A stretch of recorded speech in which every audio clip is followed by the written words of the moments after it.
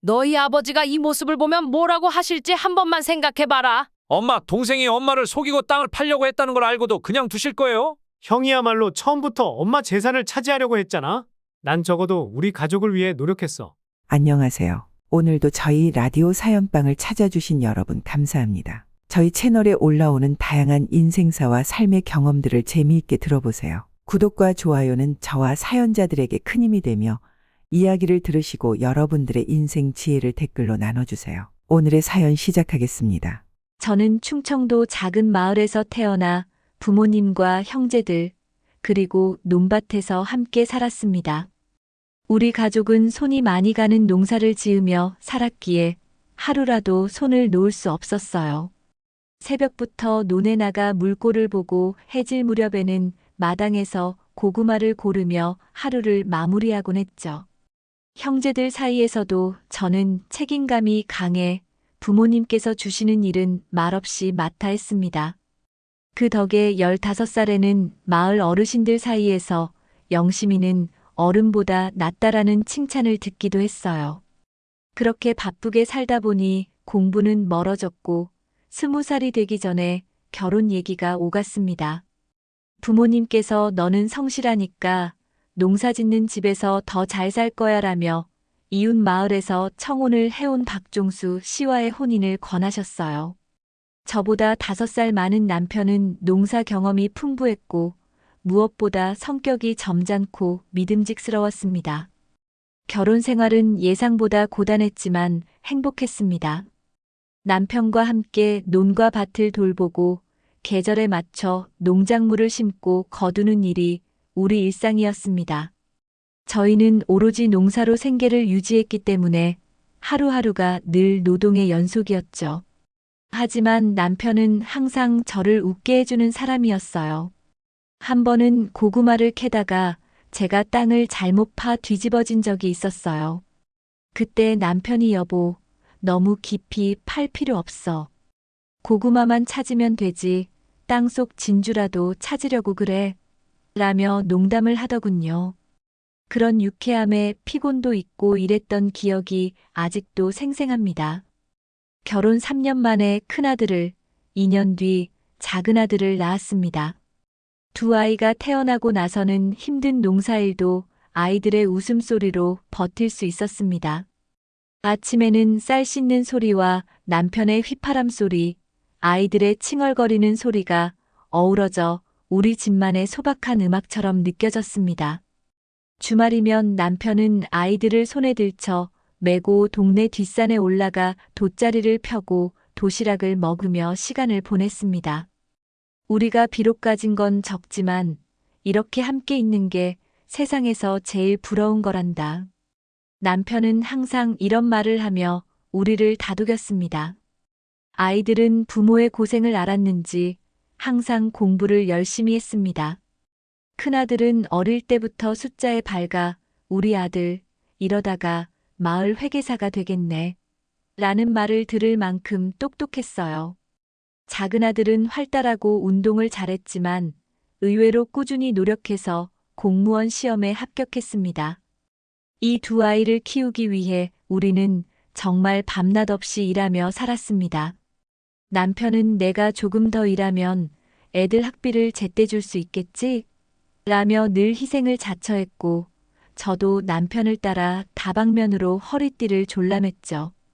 그 결과 두 아이 모두 도시로 떠나 각자의 길을 걷게 되었습니다.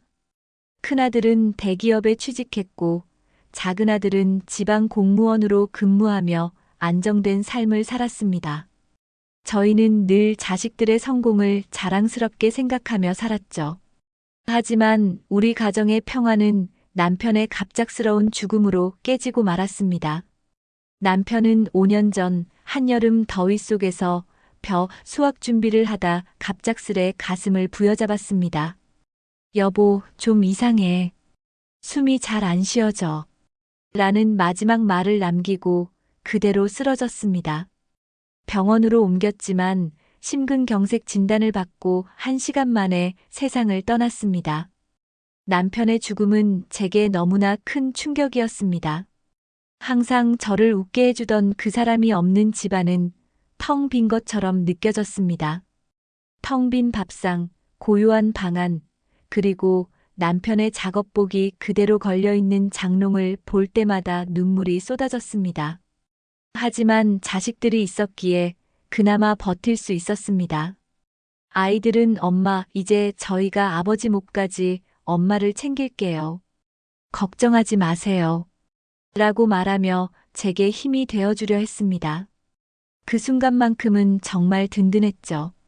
남편이 남긴 논과 밭, 그리고 작은 집 한 채. 그 모든 것들이 이제 저의 삶을 유지해주는 자산이 되었습니다. 하지만 어느 날 큰아들이 집에 와서 조심스럽게 물어보더군요. 엄마, 그런데 아버지가 남기신 땅은 어떻게 하실 거예요? 그냥 두기는 아깝잖아요. 처음에는 그저 걱정해서 묻는 줄 알았습니다. 그래, 농사를 짓지는 않더라도 두면 나중에 아이들한테 쓸 일이 있겠지. 이렇게 대답했죠. 그런데 그때부터 큰아들의 태도가 조금씩 변했습니다. 이후 작은아들까지 대화를 나눌 때마다 재산 문제를 슬쩍 꺼내는 일이 잦아졌습니다. 아이들이 진정으로 내 걱정을 하고 있는 건지 아니면 그 뒤에 다른 의도가 있는 건지 알 수 없는 불안감이 점점 커졌습니다. 남편이 떠난 후 저는 논과 밭을 정리하지 않고 그대로 두었습니다. 지금 당장은 손대지 말고 아이들 몫으로 남겨두자. 그렇게 생각했던 겁니다. 하지만 몇 달이 지나고 큰아들이 다시 찾아왔습니다. 그날 큰아들은 혼자가 아니었습니다. 며느리와 함께 집에 들어섰죠. 엄마, 오랜만이에요. 저희가 집 근처로 일이 있어 들렀어요. 며느리는 밝게 인사를 건넸지만 어딘가 어색한 느낌이 들었습니다. 큰아들은 밥상을 차리며 대화를 시작했습니다. 엄마, 사실 오늘 드릴 말씀이 있어서요. 그래, 무슨 얘긴데? 아버지가 남기신 땅 있잖아요. 그걸 그냥 두기에는 좀 아깝지 않을까 싶어서요. 요즘 시세도 괜찮고 잘만 팔면 꽤 좋은 가격을 받을 수 있대요. 그 말을 들으니 제 가슴이 철렁 내려앉았습니다. 그 땅은 내 아버지가 평생 농사 지으며 우리 가족을 위해 고생했던 곳이야. 그걸 그냥 팔아버리는 건 좀. 큰아들은 저를 설득하려 들었습니다. 엄마, 그건 아버지의 고생을 생각해서라도 잘 활용해야죠. 그냥 두면 낭비잖아요. 지금 팔아서 투자하면 몇 배로 불릴 수도 있어요. 나중에 저희 아이들에게도 더 도움이 될 거고요. 며느리까지 거들었습니다. 맞아요, 어머님. 요즘은 투자 시대잖아요. 큰돈이 움직이는 요즘 같은 때에 그냥 가만히 있는 건 손해예요. 하지만 제 마음은 단호했습니다. 아니야. 내 아버지가 농사를 짓던 땅을 그렇게 쉽게 팔 순 없어. 내가 알아서 관리할 테니 그 얘기는 더 이상 하지 말자. 큰아들은 당황한 듯 표정을 굳혔고 그날 대화는 더 이어지지 않았습니다. 며칠 뒤 작은아들이 며느리와 함께 집에 찾아왔습니다. 엄마, 저희가 요즘 집안일도 도와드릴 겸 자주 들르려고 해요. 그 말에 마음이 풀려 그래. 내가 와주니 참 든든하다고 했죠. 그런데 작은아들은 대화 중 슬며시 말을 꺼냈습니다.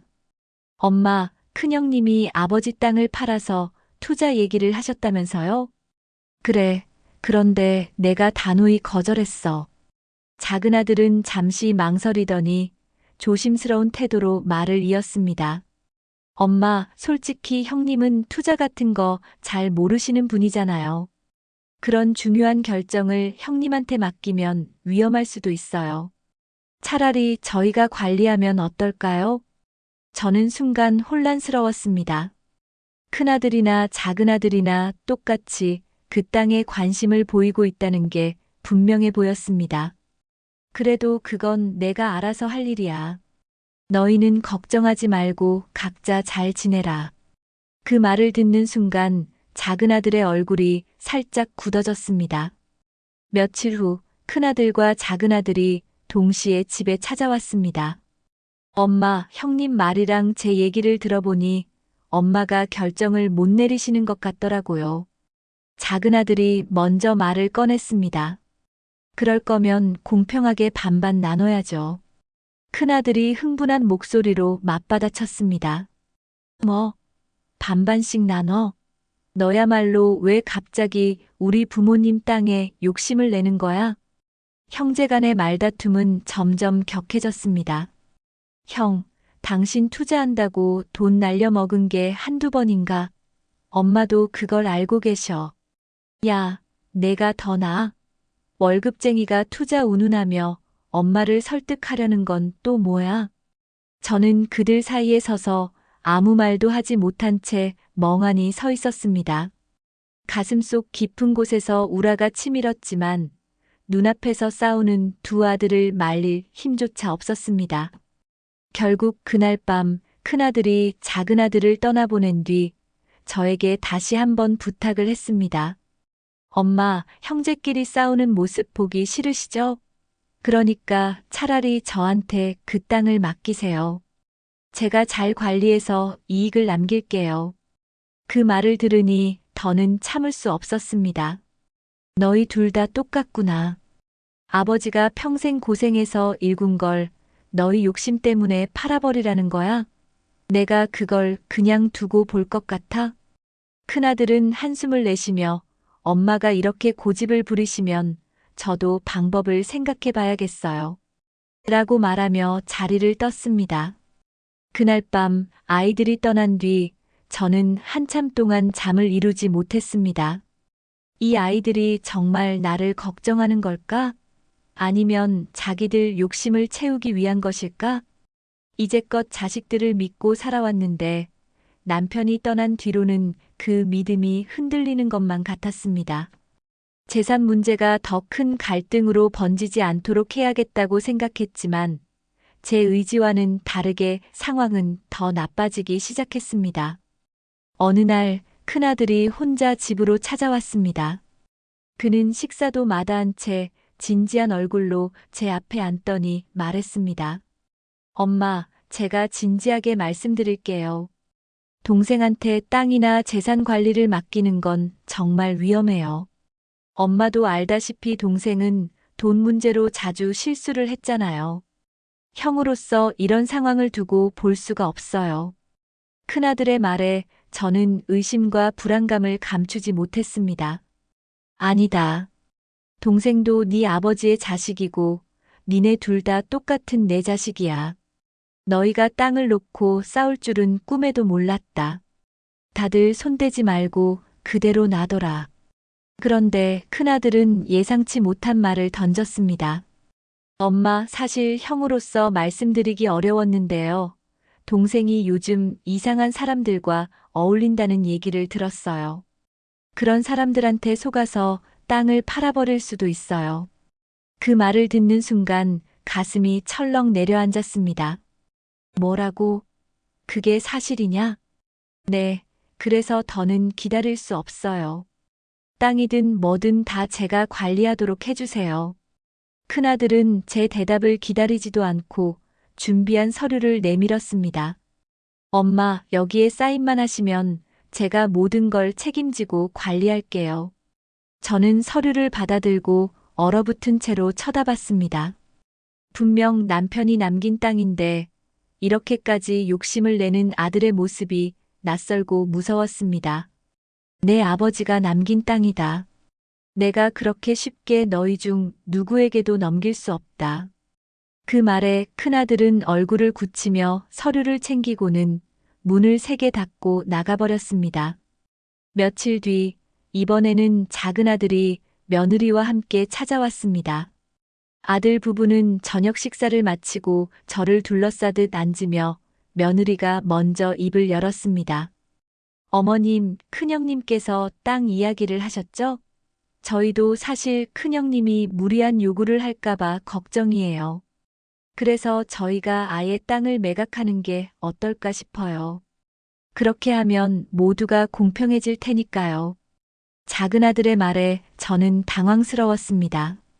니들 아버지가 남긴 재산을 그렇게 팔아버릴 생각이라니 어떻게 그런 말을 할 수가 있냐. 엄마, 꼭 파는 게 아니라 엄마 명의로 두되 그 자금으로 제가 사업을 시작하면 어떨까요? 사업? 그게 무슨 소리야? 작은 아들은 가벼운 웃음을 지으며 말을 이어갔습니다. 요즘 투자만 잘하면 큰 돈을 벌 수 있어요. 엄마도 그 돈으로 편히 지내실 수 있고요. 안 된다. 그건 절대 안 된다. 너희 아버지가 하늘에서 보면 얼마나 한탄하겠니? 그 말에 아들은 갑자기 태도를 바꾸며 말했습니다. 형은 아무 일도 안 하면서 땅을 차지하려고 하는데 저는 사업이라도 해서 돈을 불리겠다고 하잖아요. 그날 밤 저는 큰아들과 작은아들 사이에서 점점 커져가는 갈등의 무게를 온몸으로 느꼈습니다. 재산 문제는 단순한 걱정이 아니라 아이들 사이를 갈라놓고 있었습니다. 한 달 뒤 큰아들과 작은아들이 동시에 집에 찾아왔습니다. 두 사람은 대화가 시작되자마자 서로를 향해 날 선말을 쏟아냈습니다. 너 사업 얘기하며 엄마를 속이려고 하지? 내가 투자로 돈을 잃은 적이 한두 번이냐? 그럼 형은 뭐가 잘났는데? 엄마 재산으로 내가 살고 싶어서 그러는 거잖아. 아이들의 고성과 비난은 계속되었고 저는 그 사이에서 아무 말도 하지 못했습니다. 너희 둘이 내 앞에서 이럴 줄은 몰랐다. 다들 손 떼라. 나는 네 아버지 유언대로 모든 걸 지킬 거다. 제 말에도 아이들은 멈추지 않았습니다. 큰아들은 저에게 손을 내밀며 말했습니다. 엄마, 동생이 이런 사람이에요. 엄마까지 속이는 거라고요. 땅은 제가 가져야 안전해요. 작은아들은 비웃으며 맞받아쳤습니다. 형이야말로 엄마 재산 다 빼앗으려는 거잖아. 저런 사람 믿으실 거예요, 엄마. 그 순간 저는 눈물을 참지 못했습니다. 너희 아버지가 보면 뭐라고 하시겠니? 내 가족이 이렇게까지 될 줄 몰랐다. 눈물 속에서 저를 다독이는 사람은 아무도 없었습니다. 그날 이후 두 아들은 각자의 방식으로 재산을 차지하려는 시도를 계속했습니다. 하루는 작은 아들이 저 몰래 땅 매각 계약서를 가져왔고, 다른 날은 큰 아들이 땅에 대한 권리 주장을 하며 소송을 거론했습니다. 그 사이에서 저는 혼란스러웠고 분노와 슬픔만 쌓여갔습니다. 내가 평생 너희를 위해 일하며 키운 대가가 이것뿐이냐? 이제 남편이 떠나고 남은 내 삶에서 자식들이 희망이 아닌 짐처럼 느껴지기 시작했습니다. 작은 아들의 은밀한 땅 매각 시도. 어느 날 작은 아들이 홀로 집에 찾아왔습니다. 엄마, 형이 요즘 좀 이상하더라고요. 엄마한테 큰 소리 치는 것도 모자라서 주변 사람들한테도 땅 얘기를 하고 다닌대요. 작은 아들의 걱정스러운 표정에 저는 순간 마음이 흔들렸습니다. 무슨 소리냐? 그게 사실이냐? 네, 그래서 제가 형보다 먼저 움직여야겠다고 생각했어요. 사실 오늘 준비한 게 있어요. 작은 아들은 서류 한 장을 꺼내며 말을 이었습니다. 엄마, 이건 땅 일부만 파는 계약서예요. 이걸로 형이 더는 엄마를 압박하지 못하도록 막을 수 있어요. 계약서를 보는 순간 저는 머리가 띵해졌습니다. 네가 지금 뭐라고 했니? 땅을 판다고? 내가 너희 아버지랑 얼마나 고생해서 일군 땅인지 알면서 그런 말을 하니? 엄마, 이건 엄마를 위한 거예요. 저도 이 땅을 팔고 싶어서 그러는 게 아니라고요. 하지만 이렇게 해야 형이 멋대로 행동하지 못하게 막을 수 있어요. 작은 아들의 설득에도 저는 끝까지 서명을 거부했습니다. 절대 안 된다. 이 땅은 너희 아버지와 나의 땀이 배어 있는 곳이다. 너희가 마음대로 하게 둘 수 없어. 그날 작은 아들은 실망한 얼굴로 돌아갔지만 서류를 꼭 쥐고 나가며 의미심장한 말을 남겼습니다. 엄마, 너무 고집 부리시면 나중에 후회하실 수도 있어요. 얼마 후 이번에는 큰아들이 집에 찾아와 강경한 태도로 나왔습니다. 엄마, 저는 더는 이렇게 못 참겠어요. 동생이 엄마한테 땅 팔라는 말까지 했다고요? 이게 다 엄마가 우유부단해서 생기는 일이에요. 내가 동생 험담하는 건 그만해라. 너희 둘 다 똑같아 보인다. 똑같다뇨? 저는 엄마를 위해서 그러는 겁니다. 그런데 동생은 자기 욕심 때문에 엄마를 힘들게 하는 거잖아요.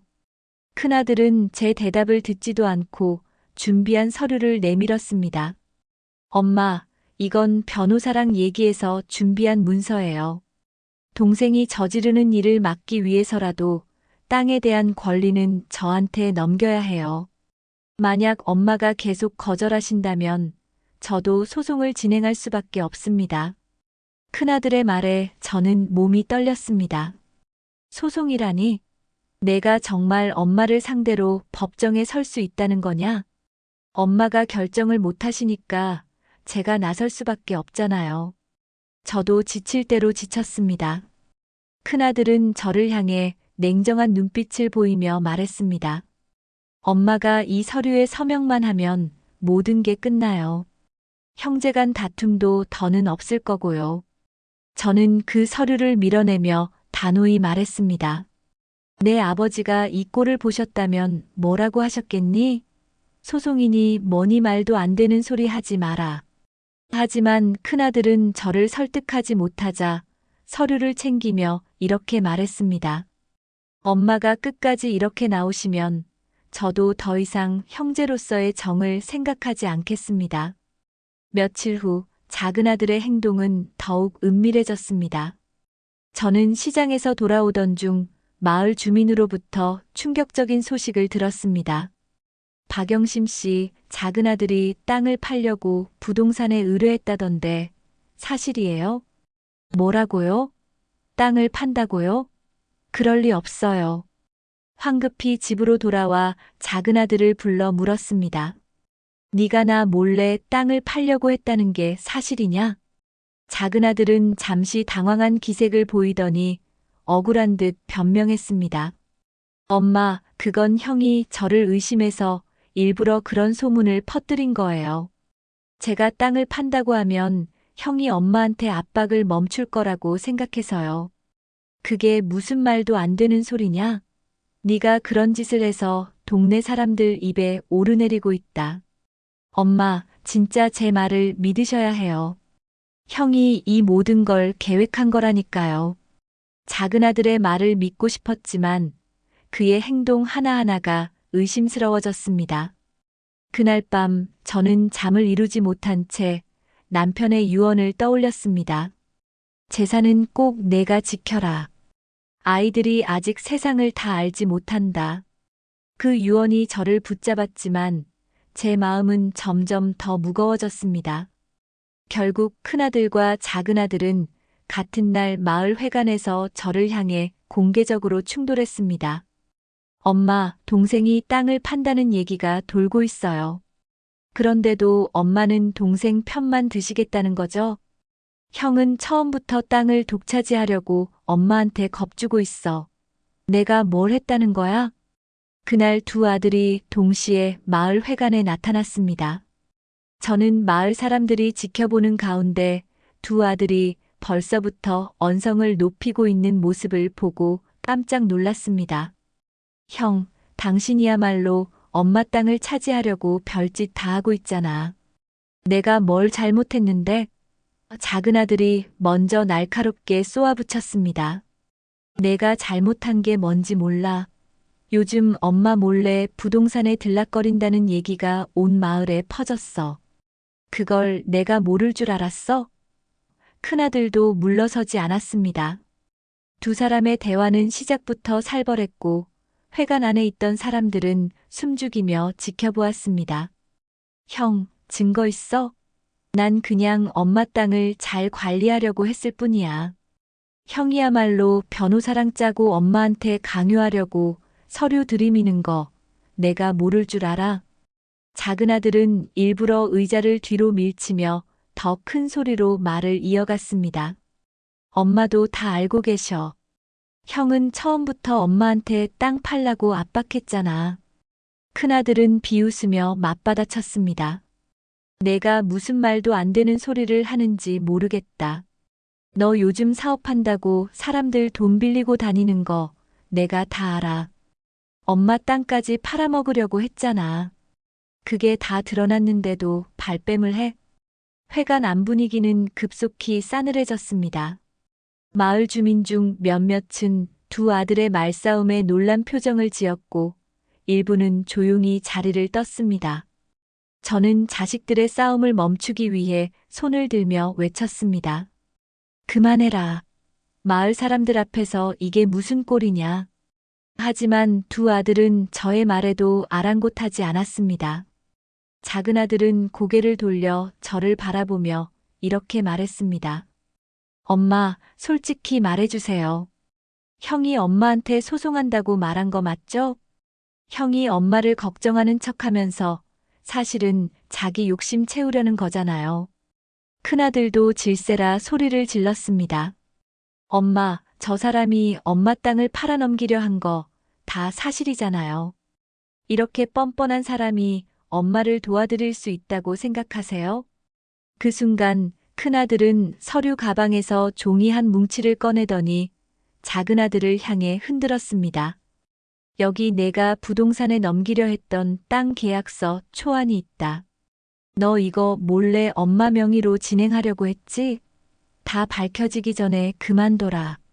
작은 아들은 얼굴이 일그러지며 종이를 잡아당겼습니다. 형, 그건 내가 잘못한 게 아니야. 그냥 가능성만 알아보려고 한 거라고. 두 사람은 종이를 두고 몸싸움을 벌이기 시작했습니다. 마을 사람들이 말리려고 나섰지만 두 사람의 싸움은 점점 격렬해졌습니다. 더 이상 참을 수 없었던 저는 자리에서 벌떡 일어나 두 아들 사이로 들어갔습니다. 이게 다 뭐하는 짓들이냐?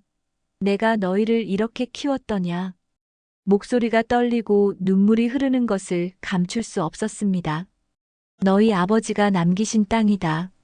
너희 욕심 때문에 이걸 두고 싸우는 꼴을 보려고 그 사람과 평생을 고생한 줄 아느냐?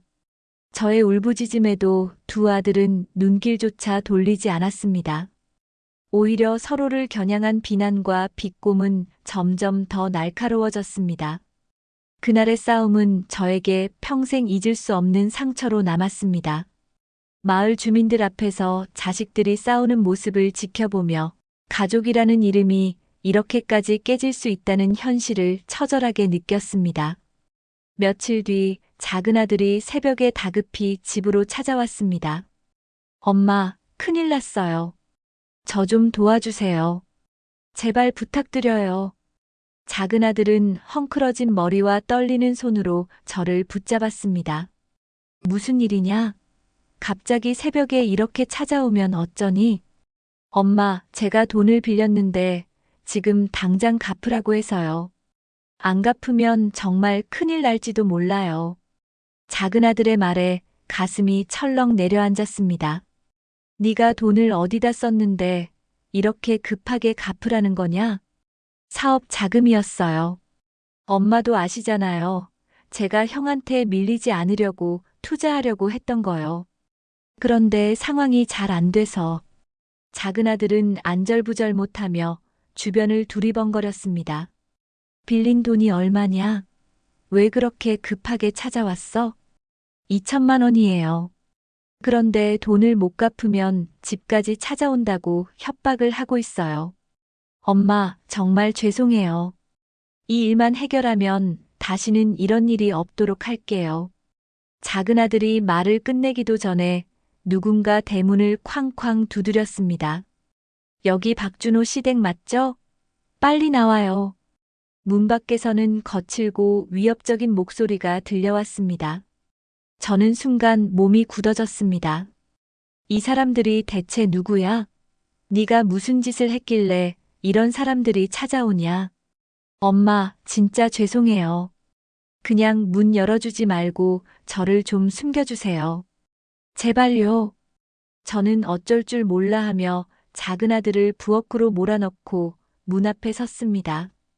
문을 열자 중년 남성 2명이 서 있었고 그들은 노려보는 눈빛으로 말했습니다. 박준호 씨 있죠?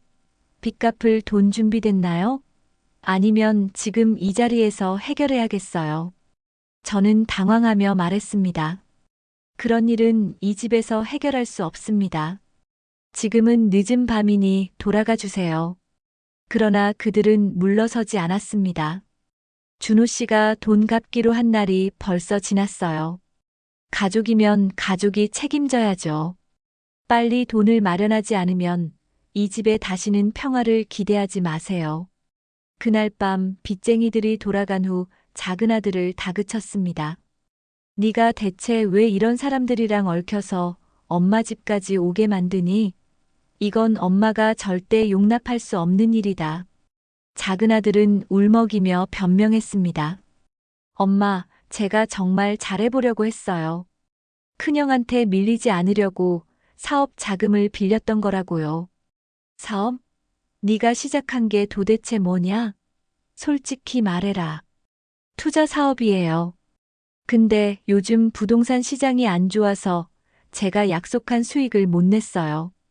작은 아들의 말에 저는 분노를 억누를 수 없었습니다. 네가 엄마를 이렇게까지 힘들게 하려고 한 거냐?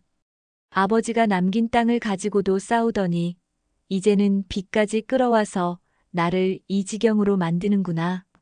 작은 아들은 고개를 들지 못한 채 말을 이어갔습니다. 엄마, 제가 실수했어요. 이번만 도와주시면 다시는 이런 일 없도록 할게요. 정말이에요. 며칠 뒤 이 사실을 알게 된 큰아들이 분노하며 찾아왔습니다. 엄마, 동생이 빚까지 졌다고요? 제가 처음부터 말했잖아요. 동생한테 땅 맡기면 다 날린다고. 너희 둘 다 땅 이야기는 그만해라. 엄마가 너희 아버지 유언대로 다 지킬 거다. 그럼 엄마가 대신 빚 갚아주시겠다는 거예요?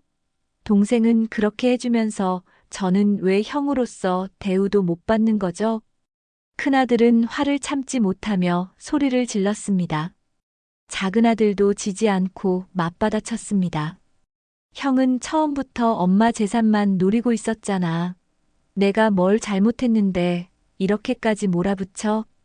두 사람은 다시 싸움을 시작했고 저는 그 사이에서 아무 말도 하지 못한 채 눈물만 흘릴 수밖에 없었습니다. 이 사건으로 갈등은 더 깊어졌고 저는 자식들 사이에서 완전히 고립된 느낌을 받았습니다. 남편이 남긴 재산은 이제 화해가 아닌 분열과 다툼의 씨앗이 되었습니다. 그날 밤 두 아들이 떠난 뒤 저는 한참을 생각했습니다. 남편이 남긴 땅과 집을 팔기로 마음먹는 건 쉬운 일이 아니었습니다.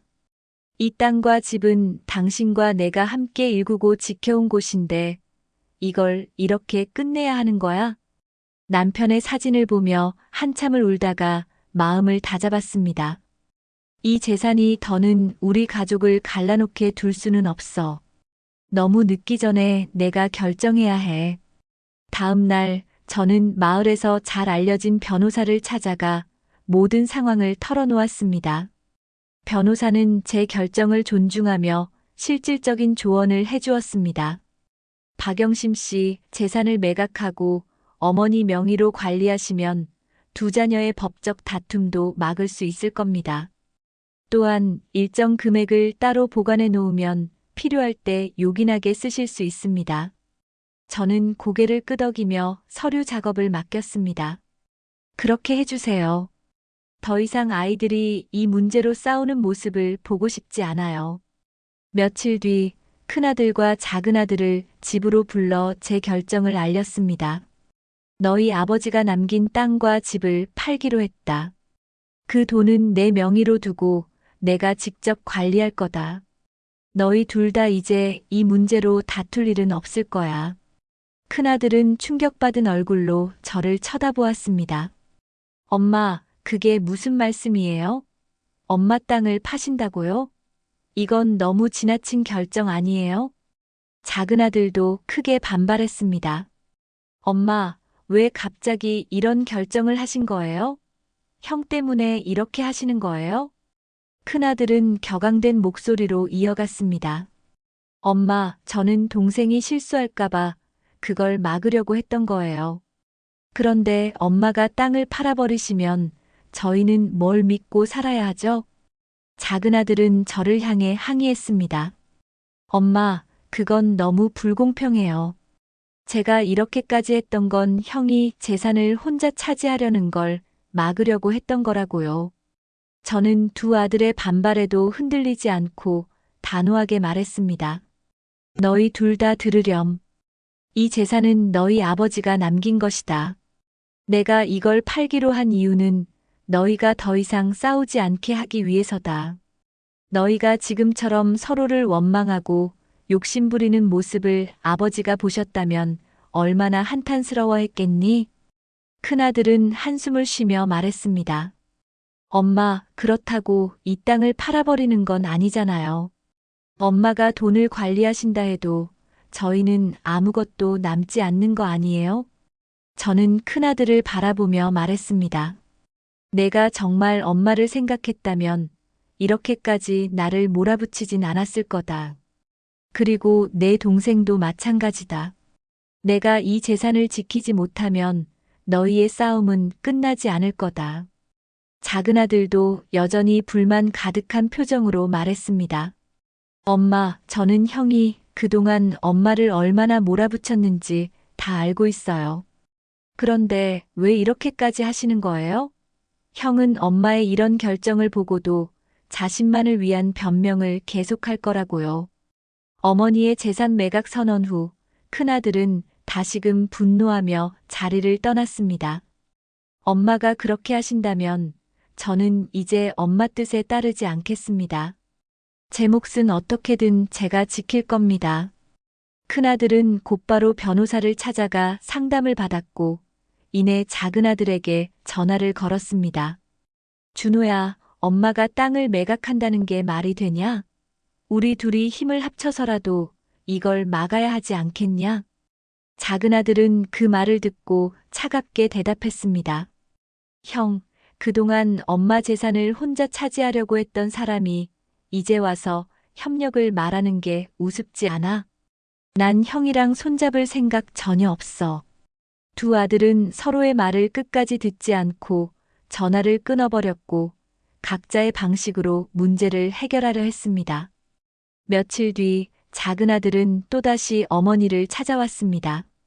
하지만 이번에는 평소보다 더 초조한 얼굴이었습니다. 엄마, 이번엔 정말 큰일이에요. 제가 땅 일부를 담보로 잡히게 됐어요. 뭐라고? 또 네가 무슨 짓을 한 거냐? 담보라니, 내가 그렇게 하지 말라고 했는데. 작은아들은 한숨을 쉬며 말을 이었습니다. 엄마, 제가 형 때문에 더 이상 물러설 수 없었어요. 그래서 땅 일부를 담보로 돈을 빌렸는데 지금 갚지 않으면 진짜 큰일 날 것 같아요. 네가 왜 그렇게 멋대로 행동했니? 엄마가 너희를 위해서 모든 걸 지키려 했던 이유를 정말 몰랐다는 거냐? 어머니는 분노를 터뜨렸지만 작은아들은 그저 고개를 떨구며 눈물을 흘릴 뿐이었습니다. 작은아들이 떠난 다음 날 마을 주민들이 어머니를 찾아왔습니다. 박영심 씨, 두 아들 때문에 마을에서 시끄럽다는 소문이 도는데 괜찮으신 거예요? 저희도 두 아드님이 서로 다투고 있다는 얘기를 들었어요. 땅 문제라는데 이대로 두면 더 큰 일이 날 것 같아요. 마을 주민들의 걱정은 어머니에게 새로운 부담으로 다가왔습니다. 이게 다 내가 결정을 미루고 아이들을 제대로 설득하지 못한 탓이야. 그날 밤 어머니는 남편의 사진을 보며 긴 한숨을 내쉬었습니다. 당신이 있었다면 이 상황이 이렇게까지 되지 않았을 텐데. 이제 내가 뭘 더 할 수 있을까? 며칠 뒤 큰아들과 작은아들은 서로의 행동에 분노하며 공개적으로 대립했습니다. 큰아들은 작은아들이 담보로 땅 일부를 처리하려 한 사실을 알고 작은아들을 찾아가 강하게 따졌습니다. 너 진짜 엄마 땅을 담보로 잡혔어? 그걸 내가 무슨 권리로 그렇게 했는데. 형은 지금까지 엄마 재산을 독차지하려고 했으면서 내가 뭘 했든 왜 신경 쓰는 거야? 두 사람의 언성은 점점 높아졌고 결국 마을 주민들까지 이 소란을 지켜보게 되었습니다. 너 같은 사람한테는 아무것도 맡길 수 없어. 내가 엄마를 설득해서 땅을 다시 되찾을 거야. 그럼 형이 한 짓은 뭐가 달라? 형이야말로 엄마를 이용하려고 했잖아. 이 모든 소식을 들은 어머니는 더 이상 참을 수 없었습니다. 그날 밤 두 아들을 집으로 불러 강하게 말했습니다. 너희 둘이 계속 이렇게 싸울 거면 이 집에 다시는 발도 들이지 마라. 내가 너희를 위해 이 땅과 집을 팔고 남겨두려 했던 이유를 정말 모르는 거냐? 큰아들은 어머니의 단호한 말에 잠시 말을 잇지 못했지만 작은아들은 여전히 항의했습니다. 엄마, 형은 지금도 저를 몰아붙이고 있어요. 제가 잘못한 게 있더라도 형이 엄마를 더 괴롭게 했잖아요. 그래, 너희 둘 다 엄마를 괴롭게 했다. 내가 너희를 위해 평생을 고생했는데 돌아온 건 이런 다툼뿐이다. 어머니는 깊은 한숨을 쉬며 결단을 내렸습니다. 좋다. 이제 이 문제를 법적으로 해결하겠다. 내 변호사를 통해 모든 절차를 진행할 것이다. 너희 둘은 더 이상 이 문제에 관여하지 마라. 어머니의 단호한 결정을 들은 뒤 큰아들은 집으로 돌아갔습니다. 혼자 남은 그는 어머니가 마을 사람들로부터 들었던 비난과 자신을 바라보던 어머니의 눈물을 떠올렸습니다. 엄마가 그렇게까지 힘드셨을 줄은 몰랐어. 큰아들은 오랫동안 잠을 이루지 못한 채 한숨만 내쉬었습니다. 다음 날 그는 마을의 한 주민으로부터 어머니가 변호사와 상담을 진행하고 있다는 소식을 들었습니다. 영심 씨가 이제 모든 재산을 직접 정리하신대. 자식들끼리 싸우는 모습이 너무 괴로우셨던 거지. 그 말을 들은 큰아들은 멍하니 서 있다가 고개를 떨구며 의졸였습니다. 이게 정말 내가 원했던 거였나? 내가 엄마를 위해서라던 모든 행동이 결국 엄마를 더 힘들게 했구나. 큰아들은 자신이 어머니를 설득하겠다고 했던 변호사를 찾아가 문서를 정리하며 느꼈던 순간들을 떠올렸습니다. 엄마는 나를 믿으셨는데 내가 그 믿음을 짓밟았어. 내가 욕심만 앞세우지 않았더라면 이런 상황까지 오지 않았을 텐데. 그날 밤 큰아들은 어머니에게 직접 전화하려 했지만 결국 용기를 내지 못하고 말았습니다. 엄마가 용서하실까? 아니, 용서를 구하기 전에 내가 뭘 해야 할까? 작은아들 역시 어머니의 결정을 듣고 깊은 충격을 받았습니다. 특히 어머니가 두 형제를 향해 이 집에 다시는 발을 들이지 말아라고 했던 말을 떠올릴 때마다 마음이 무너졌습니다. 엄마가 정말 우리를 포기하신 걸까? 작은아들은 밤새도록 생각하다가 형에게 전화를 걸었습니다. 형, 나 할 얘기가 있어. 뭐야, 또 싸우자는 거야? 아니, 이번엔 그런 게 아니야. 형, 우리가 너무 멀리 간 것 같아. 작은아들은 한참을 머뭇거리다가 이렇게 말했습니다. 형, 엄마가 우리 때문에 얼마나 힘드셨겠어. 나는 내가 엄마를 위해서 한다고 생각했는데 결국 엄마를 더 힘들게 했던 것 같아. 큰아들은 한숨을 내쉬며 답했습니다. 나도 그래. 결국 나도 엄마를 위해서라고 하면서 나만 생각했던 것 같아. 그럼 이제 어떻게 해야 할까? 우리가 엄마한테 가서 진심으로 잘못을 빌어야겠지. 이대로라면 우리도 엄마도 아무도 행복하지 않을 거야. 작은아들이 형의 집으로 직접 찾아갔습니다. 둘은 식탁에 마주 앉아 오랫동안 아무 말도 하지 않았습니다. 그러다 큰아들이 먼저 입을 열었습니다. 준호야, 내가 진짜 미안하다. 내가 엄마 재산을 혼자 관리하려고 한 것도 너한테 너무 몰아붙였던 것도 다 내 잘못이야. 작은아들은 고개를 끄덕이며 답했습니다. 나도 미안해. 내가 형을 의심하고 엄마를 더 힘들게 만든 것 같아. 솔직히 형이랑 싸울수록 내가 잘못된 방향으로 가고 있다는 느낌이 들었어. 두 사람은 잠시 침묵했지만 이내 서로를 바라보며 웃었습니다. 큰아들은 손을 내밀며 말했습니다. 우리가 이 싸움을 끝내자. 이제 엄마를 위해서라도 더 이상 다투지 말자. 작은아들은 그 손을 잡으며 대답했습니다. 그래. 형 말대로 이제 우리 엄마를 위해 함께 해야 할 것 같아. 그날 밤 두 형제는 함께 어머니를 찾아갔습니다. 어머니는 두 아들이 집 앞에 서 있는 것을 보고 처음엔 놀란 표정을 지었지만 곧 차분히 말했습니다. 무슨 일이냐? 또 다투러 온 거면 들어오지 말아라. 큰아들은 급히 고개를 숙이며 말했습니다. 엄마, 우리가 잘못했어요. 정말 많이 잘못했어요. 작은아들도 어머니 앞에 무릎을 꿇으며 말했습니다. 엄마, 저희 때문에 너무 힘드셨죠? 이제야 깨달았어요. 엄마를 위해서라도 저희가 더 이상 다투지 않아야 한다는 걸요. 어머니는 두 아들의 진심 어린 사과에 한참 동안 아무 말도 하지 않았습니다. 그러다 조용히 손을 내밀어 두 아들의 어깨를 잡았습니다. 너희가 이제야 깨달았구나. 내가 바랐던 건 그저 너희 둘이 화해하고 서로를 위해주는 모습이었다. 어머니는 두 아들을 안으며 말했습니다. 너희 아버지가 하늘에서 이 모습을 보면 얼마나 기뻐하실지 모르겠다.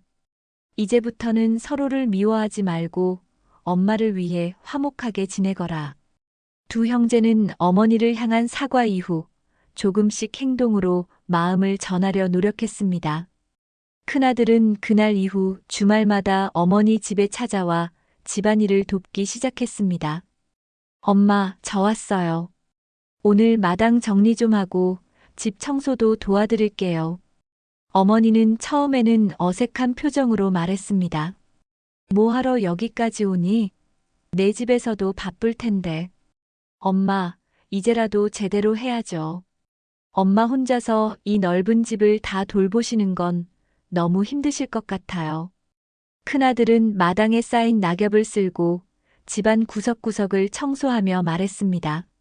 엄마, 여기 창문이 오래돼서 바꿔야겠어요. 다음 주에 작업할 사람 불러서 새 걸로 바꿔드릴게요. 어머니는 손사래를 치며 말했습니다. 괜찮다. 돈 많이 들 거다.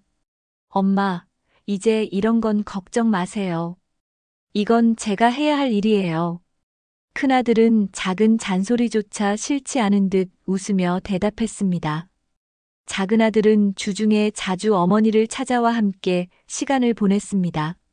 엄마, 오늘 시장 같이 갈까요? 요즘 묵값이 많이 떨어졌던데 제가 들어드릴게요. 어머니는 한사코 거절하려 했지만 작은아들은 고집스럽게 바구니를 들고 따라 나섰습니다. 시장에서는 어머니보다 발 빠르게 물건 값을 흥정하며 말했습니다. 엄마, 이 무 어떠세요? 단단하고 무청도 푸릇푸릇하네요. 이 집 아저씨 무는 항상 좋잖아요. 어머니는 웃으며 대답했습니다. 네가 언제부터 이런 걸 신경 썼다고. 예전엔 내 아버지가 이런 걸 다 알아봤는데. 이제 아버지 대신 제가 해야죠. 엄마가 무거운 거 들지 않게 하려고요. 시장에 다녀온 작은아들은 어머니가 반찬을 만드는 동안 주방을 정리하며 말했습니다. 엄마, 제가 이거 설거지 다 할게요. 엄마는 그냥 앉아서 쉬세요. 네가 설거지하는 모습은 처음 본다. 손에 물 묻히는 건 싫다던 애가 말이다. 엄마, 이제 그런 말 안 할게요. 제가 너무 철없었던 것 같아요. 형제들 사이에도 조금씩 온기가 돌아왔습니다. 큰아들이 작은아들에게 먼저 손을 내밀다. 하루는 큰아들이 작은아들에게 전화를 걸어 먼저 약속을 잡았습니다. 준호야, 이번 주말에 시간 있니? 엄마 집 마당 청소도 도와주고 저녁도 같이 먹자. 작은아들은 잠시 망설이다가 대답했습니다. 그래, 형. 같이 하면 엄마도 좋아하시겠지. 그날 두 형제는 함께 어머니 집 마당에서 낙엽을 쓸고 화단을 정리했습니다. 큰아들이 작은아들에게 말했습니다. 준호야, 예전에는 우리가 이렇게 같이 일한 적이 없었지? 근데 같이 하니까 꽤 괜찮다. 작은아들은 고개를 끄덕이며 대답했습니다. 맞아. 형이랑 이렇게 뭔가를 같이 하는 건 처음인 것 같아. 형이랑 다투지 않고 같이 하니까 엄마가 웃으시는 것 같아서 좋다. 작은아들도 형을 향한 태도를 바꾸려 노력했습니다. 형, 솔직히 형이 나보다 잘 챙기는 부분이 많은 것 같아. 예전엔 내가 형을 너무 미워했나 봐. 큰아들은 고개를 저으며 말했습니다. 그게 다 지나간 일이니까 이제는 괜찮아. 우리 둘이 엄마를 위해 잘하면 그게 아버지한테도 효도하는 거라고 생각해. 어머니의 느껴지는 안도감. 어머니는 두 아들의 변화된 모습을 보며 조금씩 안정을 찾아갔습니다. 저녁 식사 자리에서 어머니는 두 아들을 번갈아 바라보며 말했습니다. 니들 둘이 이렇게 함께 와서 내 옆에 있는 게 정말 오래간만이다. 예전엔 이런 날이 다시는 오지 않을 줄 알았다. 큰아들은 조용히 웃으며 대답했습니다. 엄마, 이제라도 우리가 제대로 하려고 하니까요. 엄마한테 더 힘든 일 없게 해드릴게요. 작은아들도 말을 이었습니다. 맞아요, 엄마. 이제 형이랑 싸우는 일도 없을 거예요. 저희가 형제라는 걸 잊지 않고 잘 지낼게요. 어머니는 눈시울이 붉어지며 말했다. 너희 아버지가 하늘에서 이 모습을 보면 얼마나 기뻐하실지 모르겠다. 내가 이 모든 고생을 참아낸 보람이 이제서야 오는 것 같다. 그 후 큰아들은 어머니를 위해 낡은 집에 작은 수리를 도맡았고 작은아들은 매주 어머니와 함께 시장을 보며 즐거운 시간을 보냈습니다. 두 형제는 어머니와 함께 식사 자리를 자주 만들었고 그 자리에서는 서로의 일상과 계획을 나누는 대화가 이어졌습니다. 비록 모든 문제가 완전히 해결된 것은 아니었지만 어머니는 두 아들의 달라진 모습을 보며 작은 안도감을 느꼈습니다. 우리 가족이 이렇게 다시 하나가 되는 날이 올 줄은 몰랐다. 모든 고생이 끝난 건 아니지만 이 정도면 나는 충분히 행복하다. 몇 달이 지나면서 두 아들은 더 이상 재산 문제를 언급하지 않았습니다. 대신 형제는 어머니의 일상과 건강을 더 걱정하고 챙겼습니다. 어머니는 두 아들이 화목하게 지내는 모습을 보며 마음의 짐을 조금씩 내려놓을 수 있었습니다. 어느 날 어머니는 남편의 사진 앞에 앉아 작은 목소리로 이야기했습니다. 여보, 이제 우리 아이들이 예전처럼 싸우지 않아요. 시간이 걸렸지만 드디어 우리가 바랐던 모습으로 돌아온 것 같아. 어머니는 사진을 쓰다듬으며 덧붙였습니다. 당신이 없는 이곳에서도 내가 아이들을 잘 지켜낼게요. 그러니 이제 당신도 편히 쉬세요. 어느 날 큰아들과 작은아들은 어머니를 위해 깜짝으로 작은 축하 자리를 준비했습니다. 작은아들이 먼저 어머니에게 전화를 걸었습니다. 엄마, 저랑 형이 엄마를 모시고 맛있는 저녁 대접하려고요. 시간 괜찮으세요? 너희가 같이 준비한 거냐? 둘이 또 다투는 줄 알았더니 웬일로? 어머니는 웃으며 대답했습니다. 그래, 너희가 그리 한다니 내가 따라줘야지. 그날 저녁 두 아들은 어머니를 마을 외곽에 있는 작은 한식당으로 모셨습니다. 형제는 손수 준비한 꽃다발을 건네며 말했습니다. 엄마, 그동안 우리 때문에 정말 많이 힘드셨죠? 이제는 저희가 엄마를 웃게 해드릴게요. 어머니는 꽃다발을 받아들며 잠시 말을 잇지 못했습니다. 너희가 이렇게까지 해줄 줄은 몰랐구나. 내가 지금까지 고생했던 게 모두 보답받는 것 같구나. 식사를 마친 뒤 어머니는 두 아들과 함께 집으로 돌아왔습니다. 거실에 앉아 차를 마시던 어머니는 조용히 말을 꺼냈습니다. 나는 더 이상 큰 걸 바라지 않는다. 너희 둘이 잘 지내는 것만으로도 충분히 행복하다. 큰아들은 어머니를 바라보며 웃었습니다. 엄마, 저희도 엄마를 위해 잘 지낼게요. 앞으로는 엄마가 걱정하시는 일 없도록 노력하겠습니다.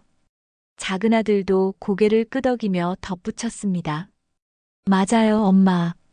형이랑 저는 이제 엄마를 위해서라도 서로 돕고 의지하며 살 거예요. 어머니는 두 아들을 번갈아 바라보며 말했습니다. 그래, 너희가 나를 위해 이렇게 약속해줘서 정말 고맙다. 너희 아버지와 내가 바란 건 다른 게 아니다. 서로 의지하면서 한 가족으로 살아가는 거다. 그 후 어머니와 두 아들은 각자의 자리에서 평온한 일상을 이어갔습니다. 큰아들은 어머니의 건강을 위해 자주 병원 검진을 함께 다녔고, 작은아들은 시장에서 산 재료로 손수 음식을 준비해 어머니와 식사를 나눴습니다. 둘은 작은 일에도 협력하며 어머니를 웃게 해드리려 노력했습니다. 어느 날 어머니는 남편의 사진 앞에서 이렇게 말했습니다. 우리 아이들이 이렇게까지 변할 줄은 몰랐다. 당신이 하늘에서 지켜준 덕분이겠지. 앞으로도 우리 가족을 계속 지켜봐줘. 그날 밤 어머니는 오랜만에 깊은 잠에 들며 마음속으로 다짐했습니다. 나도 이제 조금은 편히 지내야겠다. 남은 시간 동안 내가 행복할 수 있도록 이 아이들과 함께 더 좋은 추억을 만들어 가야지. 마무리 인사. 영상 마지막에서 어머니는 카메라를 보며 이렇게 말했습니다. 제 이야기를 들어주신 여러분께 감사드립니다.